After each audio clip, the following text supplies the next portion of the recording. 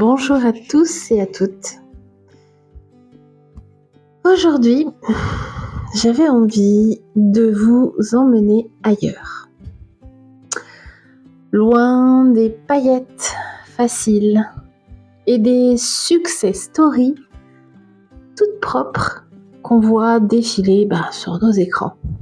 J'avais envie de vous raconter 3 histoires, 3 parcours, 3 destins extraordinaires qui n'ont pas commencé dans la lumière, mais dans l'ombre. Ces 3 personnages, que tout oppose, ont pourtant un point commun, je dirais même essentiel. Ils ont tous les 3 affronté des difficultés immenses avant de marquer l'histoire.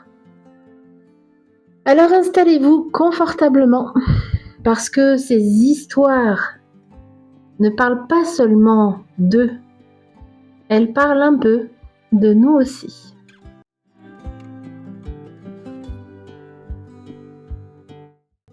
Nous allons commencer le premier récit avec Ella Fitzgerald, née le 25 avril 1917 à Newport News, en Virginie, aux USA. Elle naît dans une Amérique encore profondément marquée par les inégalités sociales et raciales. Ses parents, William et Temperance Fitzgerald, se séparent peu de temps après sa venue au monde. Elle grandit donc seule avec sa mère dans un quartier pauvre de Yonkers, près de New York. Malgré des moyens très limités, sa mère fait tout pour lui offrir une éducation correcte. Ella est une enfant vive, drôle et pleine d'énergie. Elle aime la musique, mais rêve surtout de devenir danseuse. Elle passe des heures à imiter les chorégraphies qu'elle voit au cinéma et admire des artistes comme les sœurs Andrews ou Louis Armstrong. Mais malheureusement, pour la jeune Ella, tout bascule en 1932. Temperance meurt brutalement dans un accident de voiture. Elle n'a que 15 ans. Privée de son seul repère, Ella commencera à sombrer dans l'absentéisme à l'école, dans de mauvaises fréquentations et connaîtra une période de grande errance. Tout cela l'amènera à être envoyée en maison de redressement où elle subira de la maltraitance, ce qui la poussera à fuguer. Elle se retrouve à vivre dans la rue, sans but, se débrouillant seule. Cette période forgera en elle une maturité précoce et une incroyable force intérieure. En 1934, une opportunité inattendue se présente. Un concours amateur à l'Apollo Théâtre de Harlem. Elle décide d'y participer, mais au dernier moment, tétanisée à l'idée de danser devant un public, elle décide de chanter à la place. Sa voix, naturelle, puissante et chaleureuse, subjugua la salle. Elle remporta le concours, et c'est ce moment précis qui sera un vrai tournant dans sa vie. Grâce à ce concours, elle sera repérée par Chick Webb, chef d'orchestre renommé. Elle rejoint son big band comme chanteuse. Très vite, elle devient la vedette principale. En 1938, elle enregistre plusieurs succès populaires. Et à 21 ans, Ella connaît enfin une stabilité financière et commence à se faire un nom. Après la mort de Chick en 1939, elle prend la direction de l'orchestre, fait rarissime pour une jeune femme noire à cette époque. Par la suite, elle entamera une carrière solo. Les années 40 et 50 seront celles de sa consécration.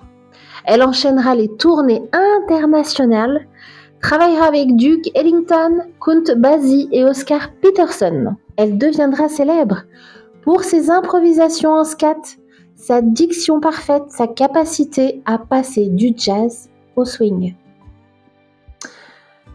Bref, elle a connu la perte, la faim, la peur et la solitude à un âge où on commence à planter les graines de son avenir. Mais grâce à sa résilience et son intelligence, elle transforma ses blessures en art pour devenir l'une des plus grandes chanteuses de tous les temps. Son histoire nous enseigne qu'aucune origine n'est trop humble pour empêcher un grand destin. Le talent, lorsqu'il est accompagné de persévérance, peut illuminer même les parcours les plus sombres.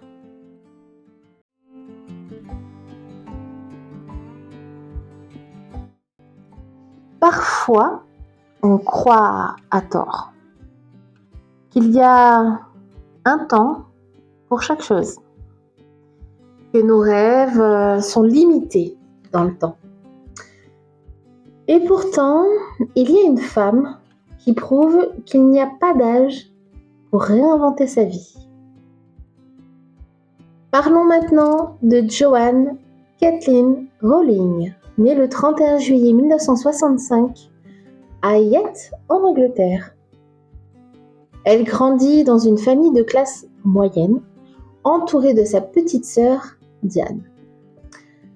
Son enfance est relativement tranquille, même si elle se décrit plus tard comme une enfant timide, souvent plongée dans les livres et l'imaginaire.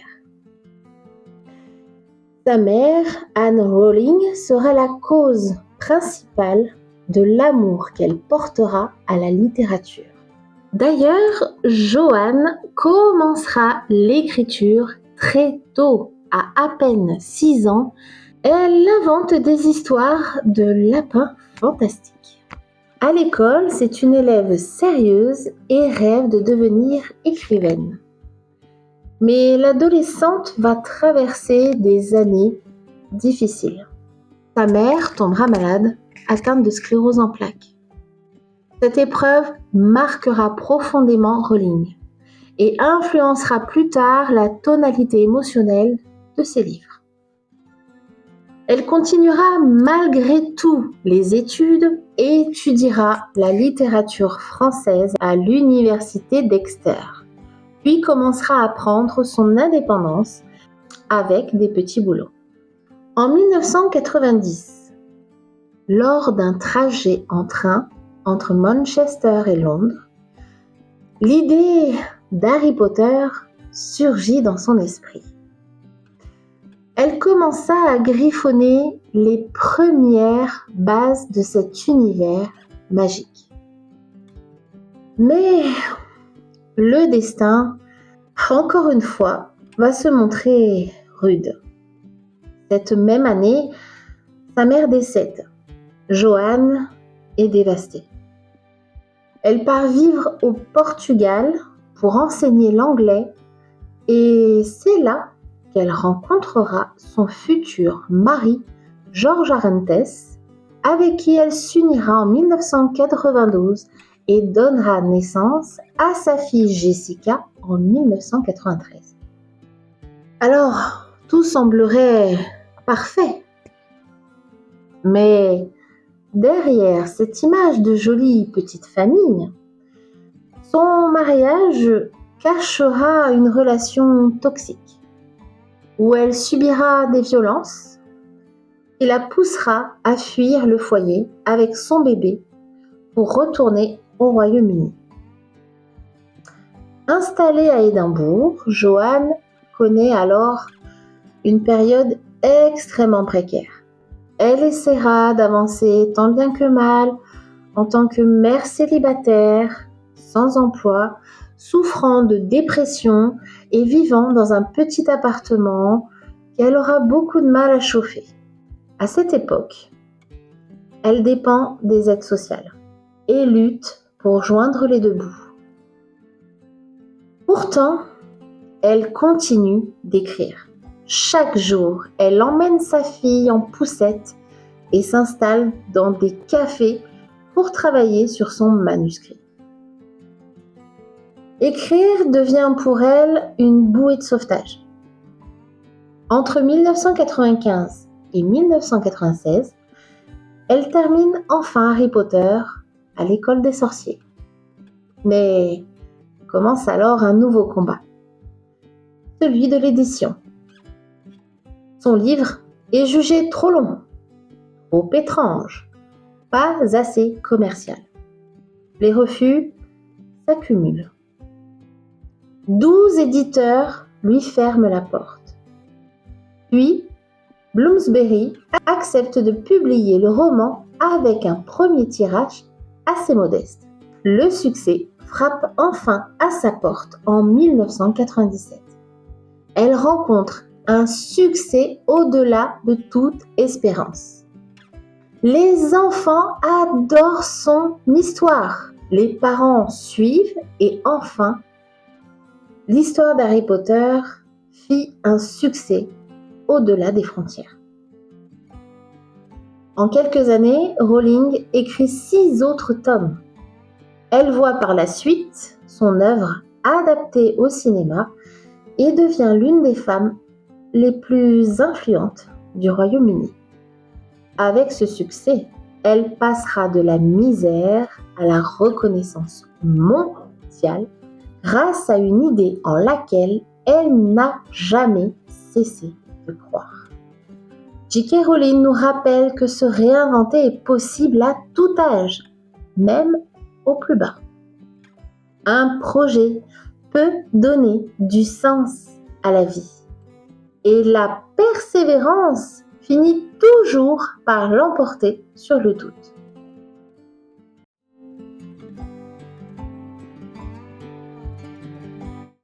Voici le 3e récit d'un homme qui a changé le monde.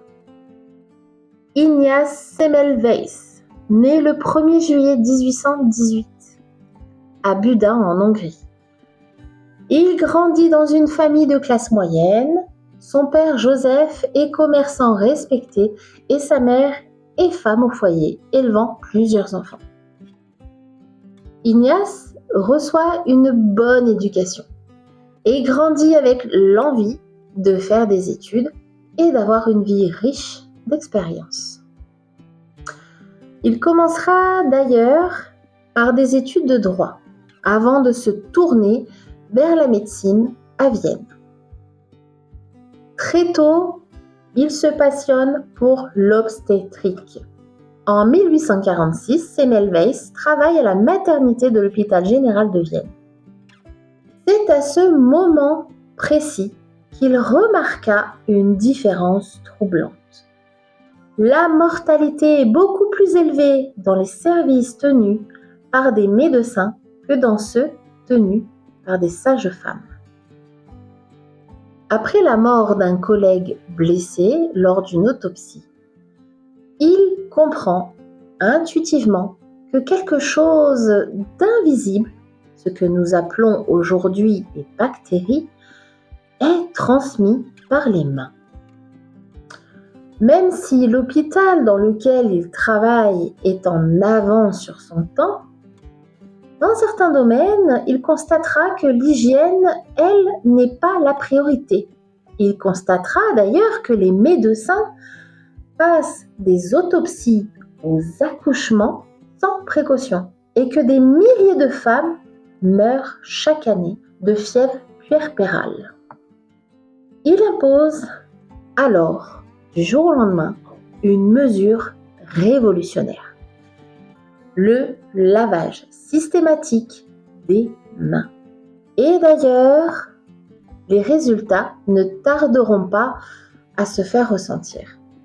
La mortalité chute de plus de 10% à moins de 1%. Pourtant, au lieu d'être applaudi, Ignaz est attaqué. Ses supérieurs refusent d'admettre qu'il puisse être responsable de ses morts. Donc, sans théorie scientifique pour appuyer ses observations, il est rejeté, traité d'illuminé et perd son poste. Malheureusement, après cet événement, il retourna en Hongrie et poursuivit ses travaux, mais son caractère s'aigrit face à tant d'injustices. Il publie un livre en 1861 pour défendre ses idées, sans succès. Isolé, fragilisé psychologiquement, il sera interné de force en 1865 et meurt peu après, seulement ses 47 ans. Ce n'est d'ailleurs que des années plus tard que ces découvertes seront reconnues comme fondamentales.